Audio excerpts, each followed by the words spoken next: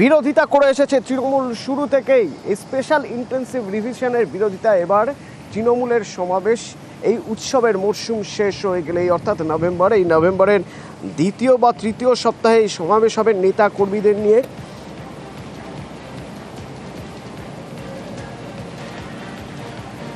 আবির আছে আমার সঙ্গে ফোনে। আবির, এই সমাবেশে ঠিক কি বার্তা দেওয়া হবে বা কিভাবে এই সমাবেশে এসআইআর এর বিরোধিতার সুর তোলার কথা বলা হবে? দেখো, তুমি জানো তৃণমূল প্রথম থেকেই উল্লেখ করে রেখেছে যে কোনো বৈধ ভোটারের নাম যদি বাদ যায় তাহলে তাদের তরফ থেকে আন্দোলন করা হবে এবং প্রয়োজনে সেই আন্দোলন তারা দিল্লি পর্যন্ত নিয়ে যাবে। এসআইআর নিয়ে তৃণমূল কংগ্রেসের কি অবস্থান তাও তৃণমূলের তরফ থেকে বারবার ধরে উল্লেখ করা হচ্ছে।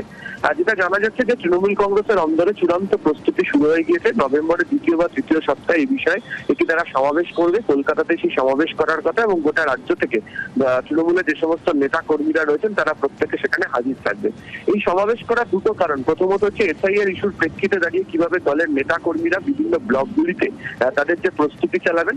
দ্বিতীয়ত হচ্ছে এসআইআর এর ঘটনার প্রেক্ষিতের পরেও কিভাবে তৃণমূল কংগ্রেসের তরফ থেকে রাস্তাতে বিভিন্ন আন্দোলন কর্মসূচিকে নিয়ে যাওয়া হবে। এবং ইতিমধ্যেই যেটা জানতে পারা যাচ্ছে যে দলের একেবারে শীর্ষ নেতৃত্বের তরফ থেকে এই বিষয় নিয়ে বিভিন্ন জেলা সভাপতি এবং বাকিদের সঙ্গে আলোচনাও শুরু হয়ে গিয়েছে।